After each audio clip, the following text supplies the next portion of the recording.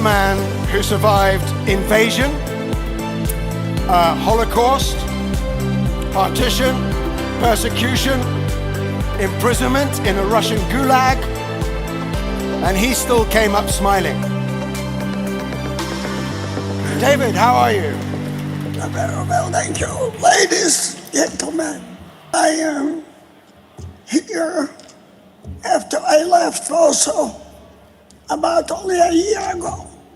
But I wanted to come to Poland in the 70s and try to do business.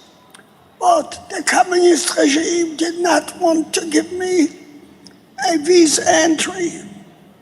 However, 25 years ago, I traveled again to here, and I saw the country needs help to build a new future for Poland. So the 25 years I spent and helped to build up Poland. David Mitzner, supposed to be dead after being caught by the Nazis, being told to undress in the rubble of the Warsaw Ghetto or in the frozen wilderness of Siberia, or in the commandant which had told all of us prisoners, here you will live, but here you will die. And yet, all this did not make any impression because I had faith. I believe that God is going to help me and I will outlive the communist regime. Then when after 8 years, they released me. Through various ways, I came to America, and America took me in, a survivor, with $70 in my pocket, and gave me a chance to become who I am right now. So what else do I learn from my first 100 years? I have learned that business is my first year. I have learned that business is not as they teach you in business school about money and opportunity. It's about integrity and trust. Money could be made easily and lost even more easily, but it takes years to build trust and only a moment to lose it. Opportunities will always be there if you have the vision to see them. Now, but without integrity, there will be no sustained success. I have always lived believing that my handshake is my contract. I have been fortunate that I have found business partners that believe the same. The greatest example of this trust was in 2008 when I consortium of European banks trusted me to buy the German metro portfolio for $800 million cash, all cash. It's a collection of 28 shopping malls. They trusted me, was guaranteed, and the loan was paid back in full. Their trust must be taught and expected to go from generation to generation. In that regard, I have tried my best to pass on my moral compass to my family. Without family, without faith in charity, material success is not meaningful. Let me share with you some of the secrets as to my longevity. The key is to keeping an active mind. People have asked me when I'm going to retire. Why should I retire? I love what I do, and I plan to do for many years to come. What I have accomplished today is amazing. Years to come, we have to accomplish today. By more, we can even more than that. Now, in closing, I would like to contact my friends, my lawyers, my governors, partners who help in friendship has been gained to my Rita Delivers worship. And friendship has been integral to my and Rita's becoming Polish winter. I also want to thank to all who are doing very awesome present company, and also want to thank all to here to very present a company also could do the job to me along every year since it. Let me just tell you, since I live in Houston, I want you, when you have a chance to be in Houston, you will notice that David Mitzner, the Rita company, is building the largest hotel of right now of 1,000 rooms. It's going to be a Marriott Marquis. We have put up the first 20 floors, and it's going to be the most beautiful hotel in all the United States. And I am not out of Poland. I was born here. I got my education here, and I have special.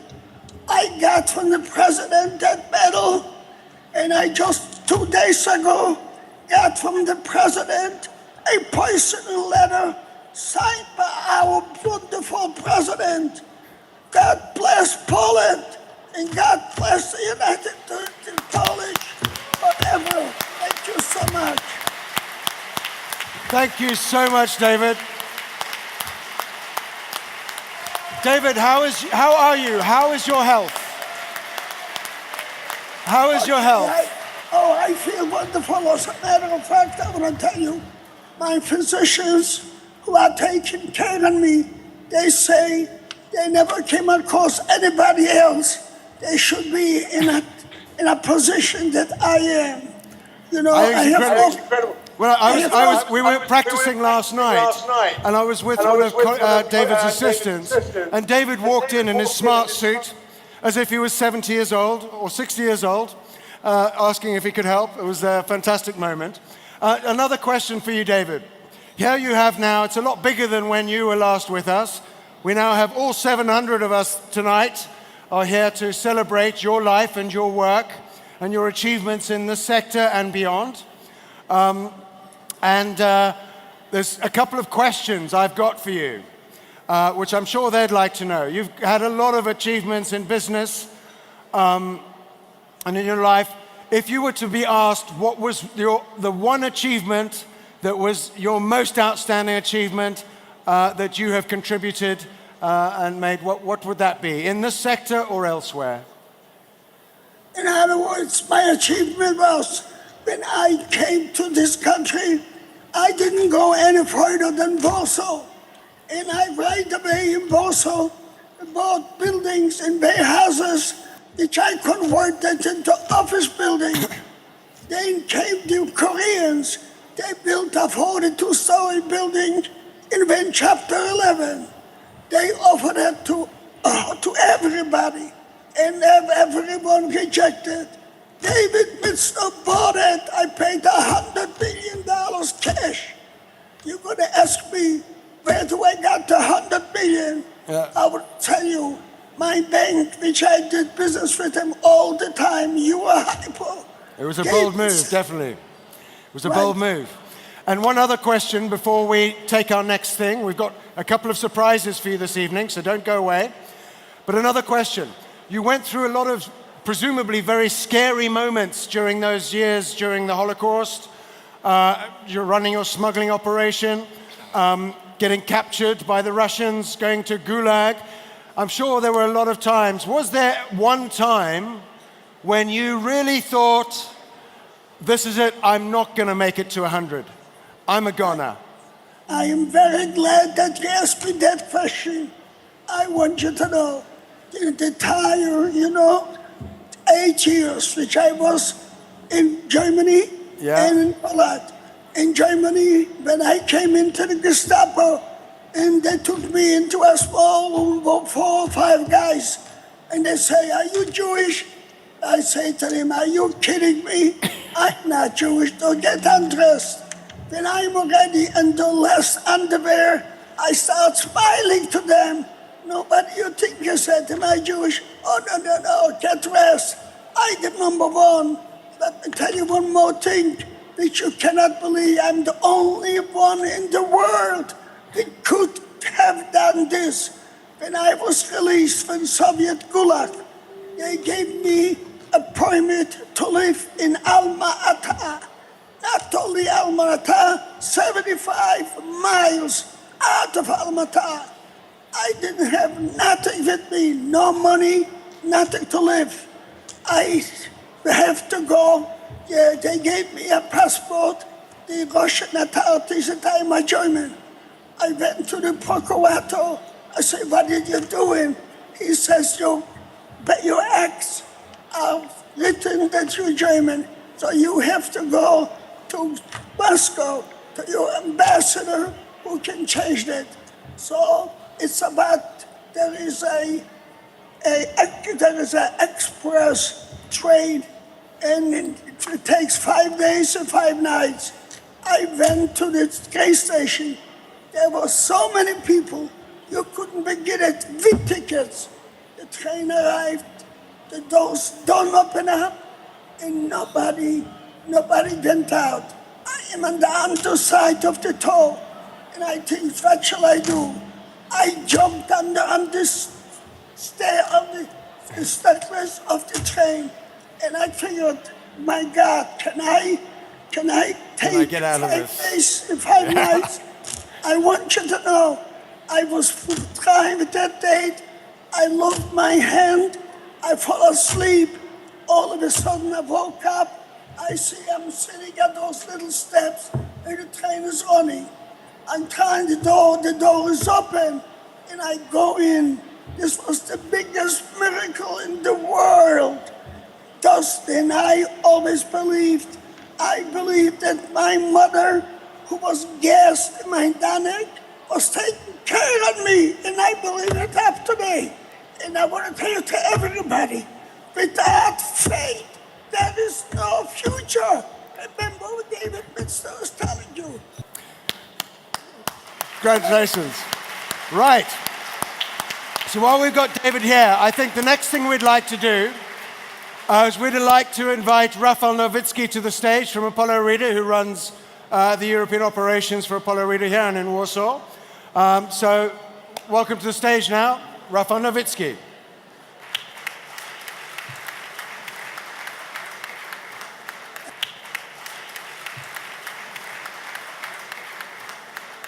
I would also like to welcome to the stage now my colleagues from the Financial Times. The Financial Times are sponsors of this award.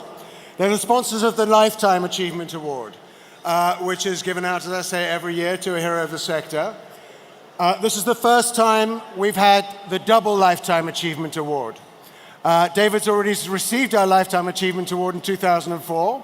And so we're going to present a double Lifetime Achievement Award, which from this day forward we call the Mitzner Award. And I challenge anyone to reach 100 and get the Lifetime Achievement Award. So can I welcome now to the stage my Financial Times colleagues, Kate Allen, Henry Foy, and Jamie Ricks, to help present this award.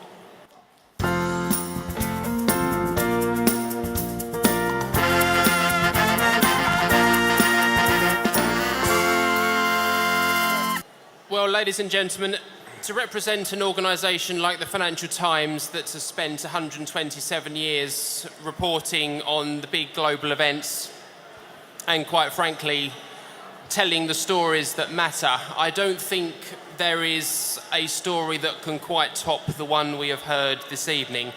The Financial Times are, of course, very proud to continue their involvement with CEEQA and especially the newly named Mitzner Award. We are very proud, and can I once again ask you to join me in congratulating the achievements of David Mitzner. So, David,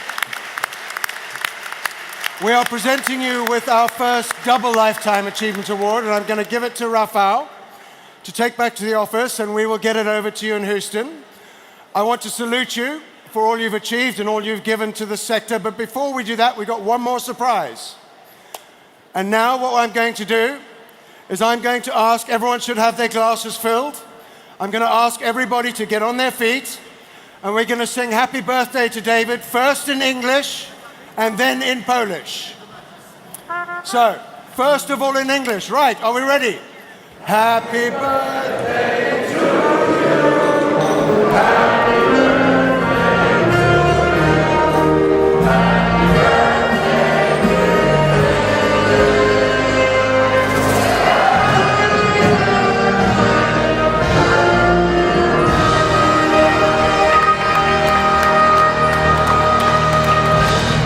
All of those who know the words now, and there's a lot of you, let's go.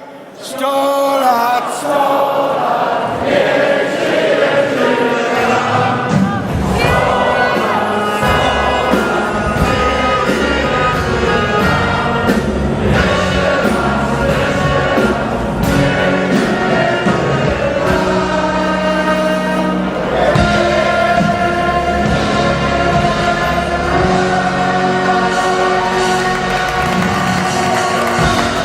Congratulations, David Mitzner.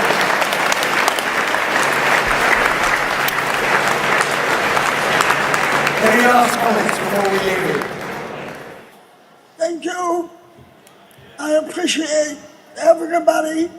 And I'll tell you, if you will have time, I'm going to be in May, and I'm going to get a beautiful reception party in the lobby of the Marriott Hotel.